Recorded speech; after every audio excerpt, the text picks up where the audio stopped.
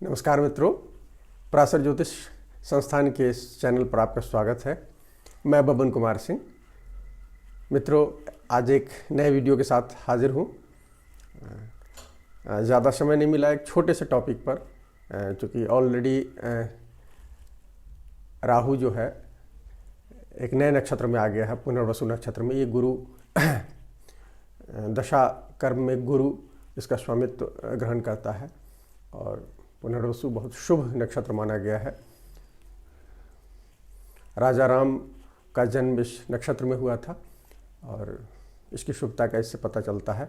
और आज हम इसी के पहले माने चौथे पाद में जहाँ राहु आया है, राहु चूँकि वक्री चाल से चलता है तो पीछे से आया है और ये कर्क राशि का खात्मा होगा इसका यहाँ से। तो ये 7 मार्च को ख़त्म हो रहा है। ये 30 जनवरी को शुरू हुआ और 7 मार्च को ख़त्म हो रहा है। इस पर हम थोड़ी से प्रकाश डालने की कोशिश करेंगे, किसका क्या फल रहेगा प्राय लोगों के लिए।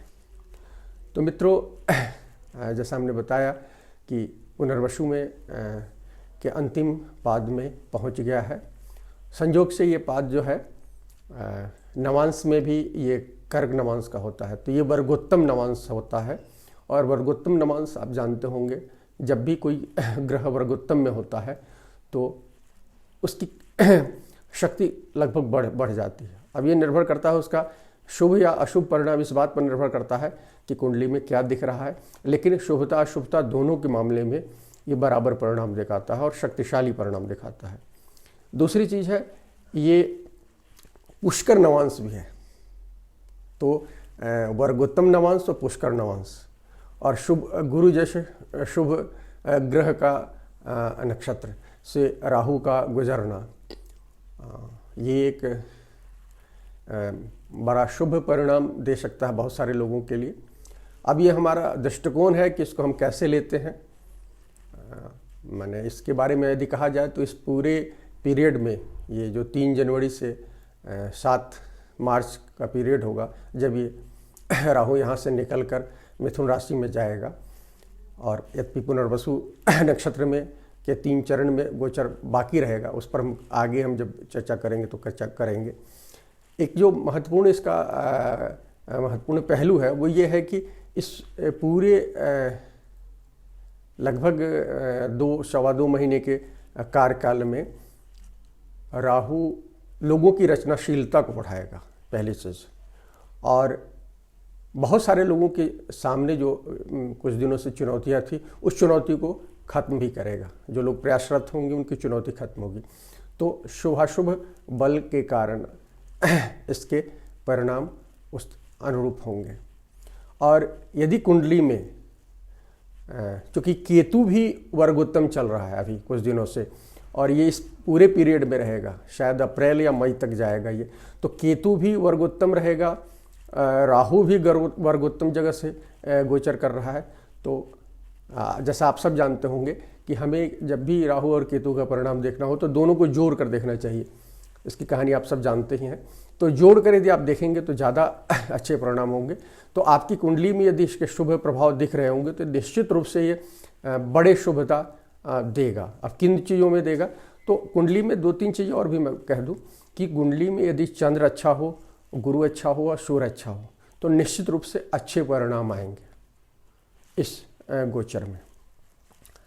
अब हम थोड़ा सा पुनर्वसु के बारे में थोड़ी सी बात कर लेंगे। पुनर्वसु चूँकि थीम पुनर्वसु के विषय पर ही ये गोचर होगा। और चूँकि पुनर्वसु के बारे में कहा जाता है कि ये पुनः बसावट को डिनोट करता है, दोबारा घर बसाने को, या कोई चीज़ फिर नए सिरे से जो आपने कोई काम छोड़ दिया है उसको आप फिर से इस पीरियड में आप कर सकते हैं, इस चीज़ को बताता है। और ये एक जो महत्वपूर्ण बात बता रहा है, क्योंकि हमारे ख्याल से ये बदलाव का समय है। ये जब शनि धनु में आया उस समय से ये बदलाव का दौर चल रहा है। तो किसकी एक महत्वपूर्ण झांकी यहाँ दिखेगी। और चूँकि ये हमने कहा कि बसावट का है, नई रोशनी का है। मैंने आपको इस दौर में आपको कुछ चीज़ें जो पीछे अतीत में आपने क्लियर नहीं देखा था, बहुत स्पष्ट रूप से नहीं देख पाए, तो इस समय आपको बहुत स्पष्टता से वो चीज़ें दिखेंगी।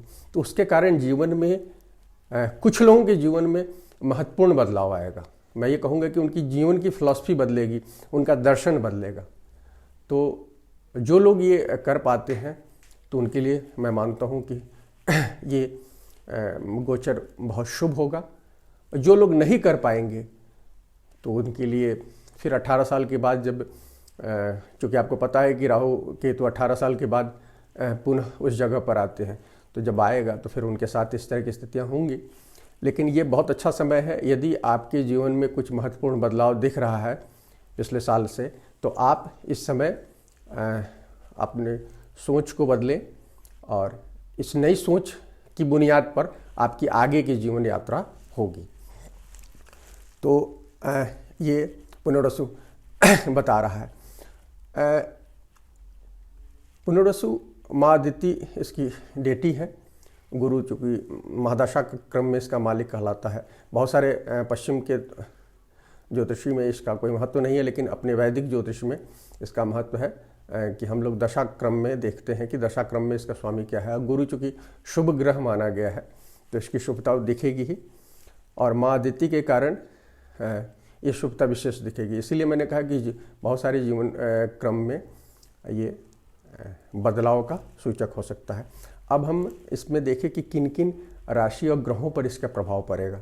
तो आप देखिए इसमें कि एक चूँकि कर्क राशि में ये घटना होगी, राहु का कर्क राशि में चल ही रहा है और ये कर्क राशि का अंतिम दौर होगा राहु का गोचर का। तो कर्क राशि जो कि नर्चरिंग को बताता है, तो नर्चरिंग वाली चीज़ें इस समय होंगी, घर की चीज़ें होंगी, तो कर्क राशि से संबंधित चीज़ें होंगी। धनु राशि होगी, जो कि गुरु है, मामला है गुरु और का मामला है, तो धनु राशि मुख्य रूप से, और मीन राशि को भी आप रख सकते हैं।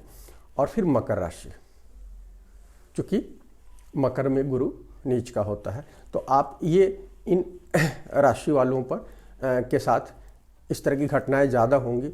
वो नए घर में जा सकते हैं, वो अपने रिनोवेट कर सकते हैं घरों को, वो साज सज्जा कर सकते हैं, नए गाड़ी वगैरह खरीद सकते हैं या पुरानी गाड़ी को रिनोवेट करा सकते हैं, कुछ इस तरह की चीज़ें हैं।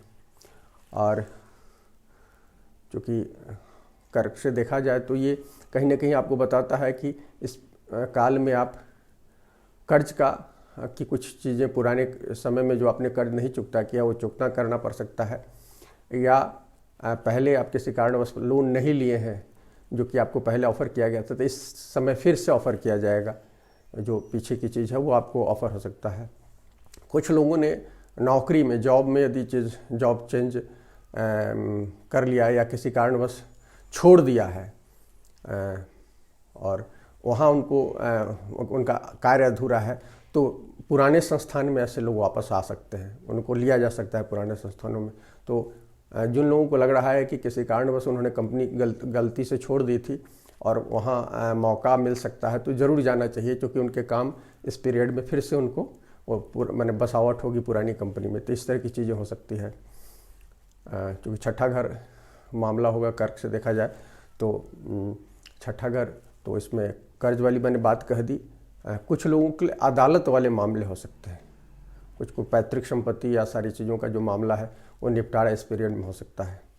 मैंने उनके मामले में फैसले वो हो सकते हैं, पक्ष में हो सकते हैं। तो या कुछ लोगों के जीवन में दोस्त, पुराने दोस्त या पुराने गर्लफ्रेंड्स की वापसी हो सकती है, या इस तरह की कुछ चीज़ें हो सकती हैं जो पुराने संबंध किसी कारणवश अधूरे रह गए, छूट गए थे। तो इस समय ऐसे लोग आपके जीवन में आ सकते हैं। और चूँकि ये राहु बेसिकली कार्मिक कर्ज को दिखाता है, इसलिए क्योंकि जो कार्मिक कर्ज आपने अधूरा छोड़ दिया है उसकी पुनरावृत्ति ये करेगा, और जो कर्म शेष कर्म है आप पूरा करेंगे। लेकिन इसके बाद जो एक महत्वपूर्ण और चीज़ मैं कहना चाहूँगा कि ये चूँकि गुरु का स्वामित्व दिया गया है अपने यहाँ दशा क्रम में, तो इस पीरियड में बहुत अच्छा समय है साधना का, अध्यात्म का। जो लोग साधना करेंगे, अध्यात्म के क्षेत्र में जाएंगे, उनके लिए आगे की ज़िंदगी बहुत सुनहरा होगी, अच्छी होगी। तो हमारी सलाह होगी कि आप इस 2 महीने, सवा 2 महीने के पीरियड में योग ध्यान में यदि आपकी इच्छा जग रही हो पहले से, तो इस समय ज़रूर जाएं। इसकी एक अच्छी परिणति आपके जीवन में होगी, जो आपके आगे के जीवन के लिए, भविष्य के जीवन के लिए अच्छा होगा।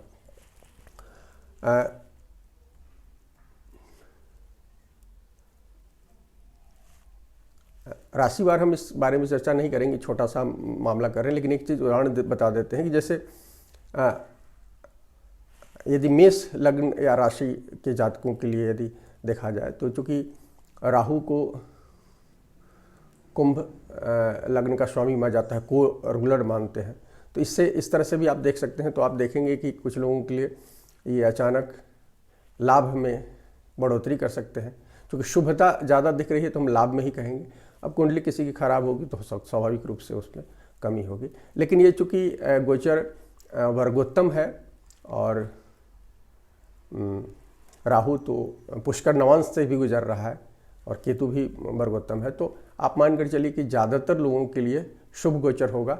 इसके बाद जो समय आ रहा है वो थोड़ा सा उतार चढ़ाव वाला समय होगा। 7 मार्च के बाद जब मिथुन में जाएगा, यद्यपि अपनी उच्च राशि में जा रहा है राहु केतु, लेकिन वहाँ कई ग्रहों का हो रहा है पहले से। शनि केतु वहाँ चले हो जाएंगे, मिल जाएंगे, और भी कुछ चीज़ें हो रही हैं, तो उनके कारण स्थितियाँ बदलेंगी। लेकिन ये पीरियड है कई लोगों की ज़िंदगी में, यदि आपकी दशा अंतर्दशा आगे अच्छा बता रही हो तो जो हमने बताया है वो सारी चीज़ें आपके जीवन में घटित होगी और दिशा में आप ये हो सकते हैं। लेकिन अंतिम बात मैं कहूँगा कि ये कुछ लोगों के जीवन में एक बदलाव का दौर होगा। ये जो राहु का ये जो पुनर्वसु में गोचर है चतुर्थ पाद में, तो कर्क लग्न और कर्क नवांश में ये कुछ लोगों के लिए बदलाव का होगा। तो उस तरह से आप देखें, यदि बदलाव का है तो आप उसको शुभ रूप में स्वीकार करें तो आपके लिए बहुत शुभ होगा। मित्रों, इन बातों के साथ इस वीडियो को मैं ख़त्म करता हूं, और अगर ये वीडियो पसंद आए लाइक करें, शेयर करें और सब्सक्राइब करें। शुक्रिया मित्रों।